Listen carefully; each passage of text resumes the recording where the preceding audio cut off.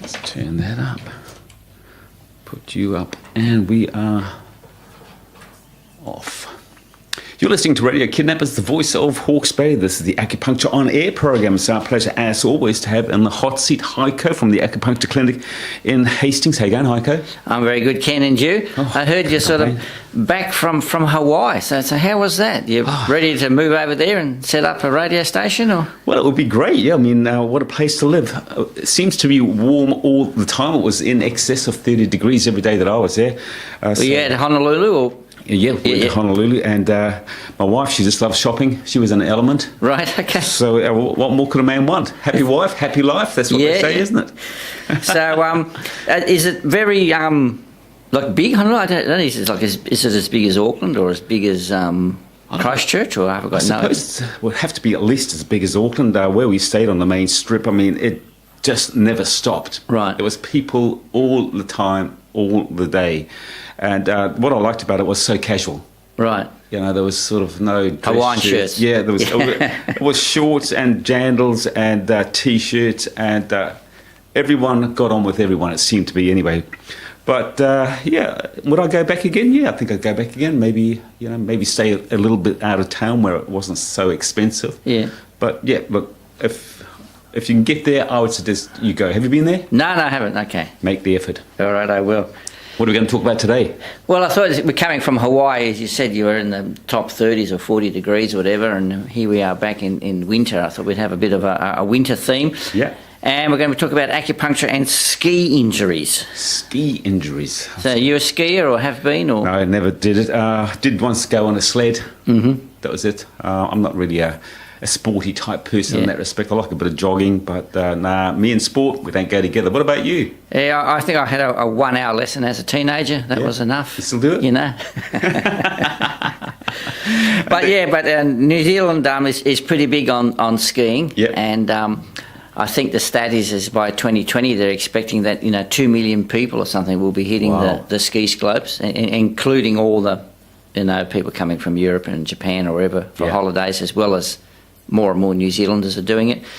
And just sort of from a few stats that I got in 2016, just the ACC bill for ski injuries was over $10 million. So that is sort of, you figure, that's a lot of people skiing and a lot of people falling over. Exactly, and I suppose they're breaking legs or arms or bones, and they're also twisting muscles. But of course, we don't have to worry about that because you've got the answer. Acupuncture. That's right. Acupuncture fixes everything. But yeah, of course, that there is a quite high number of very serious injuries, as you said, fractures, broken bones. Also, head concussions is. And that's where I think acupuncture can help with the post-treatment, help with the recovery of post-concussion. But yeah, what the average acupuncturist would see would be the more there's sort of three injuries: knee injuries, shoulder injuries, and the thumb injuries. I can understand why you might have the knee because you're twisting and sliding, and the shoulder, but the thumb. The thumb, it often comes from when you're falling out and you've got an outstretched hand and you still got that pole on the little. Yeah. The little band-aid, whatever it is that holds the thing on there, and then it stretches and then it damages the tendon. It rips the tendon. Sounds painful. And I know other people that they've had a thumb injury for skiing, and then they still have to keep skiing, and then they actually strap the whole thing up so that to stop the thumb from going out too much. I have watched a bit of competitive skiing, though, like the Winter Olympics and whatnot, and I'm amazed at how fast those guys go down those slopes. And when you see them switching from side to side, it must be murder on their knees.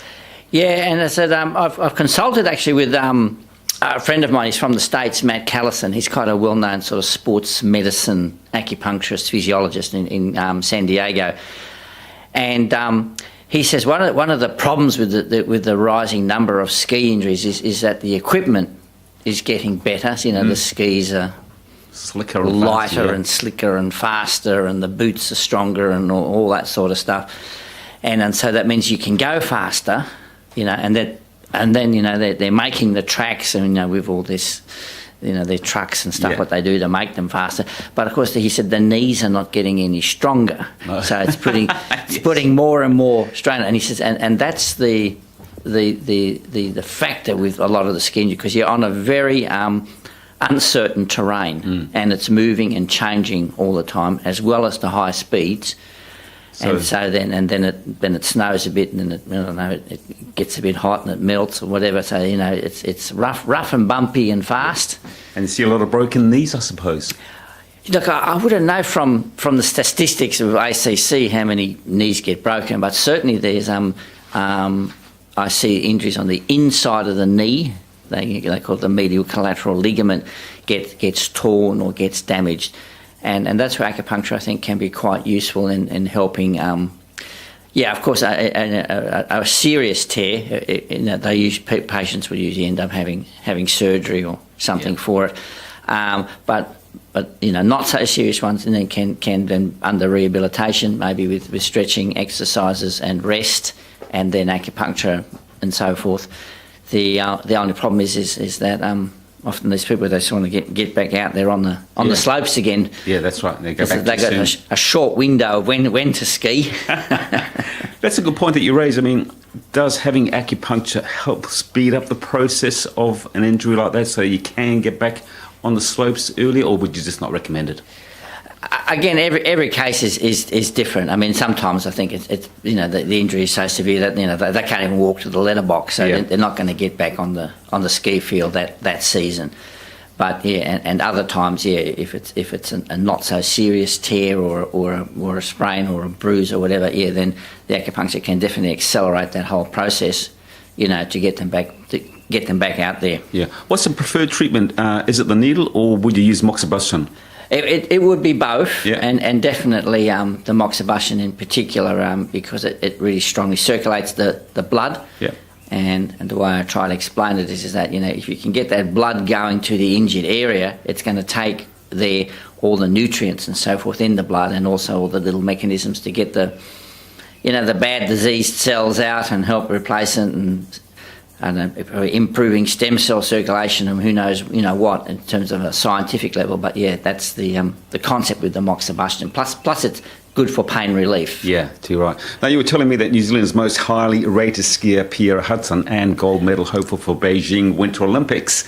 She comes from Hawke's Bay, by the way. Yeah. And she recently won the Hawke's Bay Sports Award. And you told me she's an advocate for and a mascot for acupuncture. That's good news. Yeah, she's a big fan of acupuncture. She's been using it for years, and she promotes it wherever. And she's also, she's quite hoping that we can get acupuncture on the medical team for the Olympics. But it's a long shot to get it there. That's a solid gold testimonial for you, isn't it? When an athlete like that is coming out and saying, we should have acupuncturists with us. Yeah. You couldn't get better, could you? That's right, and I think it's slowly happening like that. So, I mean, I know that America and Canada have acupuncturists on their, Olympic medical team. And again, other people might argue, the physio can do acupuncture, or the massage therapist does dry needling, whatever. I mean, it's just like me doing a little bit of massage and saying I'm a massage therapist, or me doing a little bit of accounting and saying I'm an accountant. You either do 4 or 6 years full-time training, or you can get away with it and do 10 minutes, though may not be as effective as someone done the 6 years. I wonder what happens in a case like that, though. Here she is, she's a world-famous sports person. She goes to her management team and she says, look, I'm sold on acupuncture, and we should have someone like, not necessarily you, Heiko, but you might say, we should have Heiko with us. What do they say to her? Look, no, those guys are weirdos and they're practitioners of voodoo and we're not interested. What do you think they say about that sort of stuff? Yeah, well, actually, I say some years ago, when I was actually still the president of our acupuncture association, so it's actually 10 years ago, then we decided that we would try to get acupuncture onto the official list to go over to for the Olympics. But there's quite a sort of a hierarchy and a submission process to get to the people, and I think it's just because it's so complicated to get there. He says you don't know who to actually to talk to. Sure. And then that person will then talk to someone else that's already on the thing. And so, we don't need that. Yeah. So then they think, okay. Right. Yeah. And one of the situation with us as acupuncturists was first that they said, oh, you can't get on because you're not a statutory regulated medicine. So, but either are the massage therapists on your thing, and it's like, touche. Okay, good response. Oh no, we'll get back to you. You know. And so it was, and then their argument was that they said, our profession is not united enough because there was another little acupuncture group that had 10 members or something in Auckland, and whereas if you're a physiotherapist, you're just in one organisation and that's it. Yeah. And so, it might be that you and I go over to Beijing in 2022 and... Well, do you find it ironic, though, that a place in China being the home of acupuncture, that you can't be there doing your business? Yeah, well, it is an ironic thing. And even with New Zealand's free trade agreement with China, we actually have, like in the rules or whatever it is, to allow like 400 acupuncturists from China to come to New Zealand, so it's recognised by immigration and all sorts of things. But yeah, there's always, as you know, with bureaucracy, there's always sometimes the boxes are not in the right places to tick. And you haven't ticked them enough, Heiko. Yeah. Well, we're just about out of time. We're at the end of the show, but we've got one of your songs to look forward to. Yeah, and I'm going to get you to pronounce this guy's surname because I just went to Google, and I have actually heard this song before, and I like it. I think it's a great song. Yeah. And it's Somewhere Over the Rainbow by a guy called Israel Is, and then I'll let you do the surname. Kama we owa ole, but I think he's known as Izzy. Izzy, that's easy. So without Izzy further is ado, easy, yeah. Before we get to that song though, just remind our listeners, Heiko, we want to come and see you for some acupuncture. Where are you? Yeah, 206 Charles Street, Hastings. Go to my website, acu123.co.nz, and I'll put my website and everything down on the comment section. Good on you, Heiko. And on the YouTube when it's up there. As was our pleasure. Look after yourself. Here's Izzy. Okay, cheers.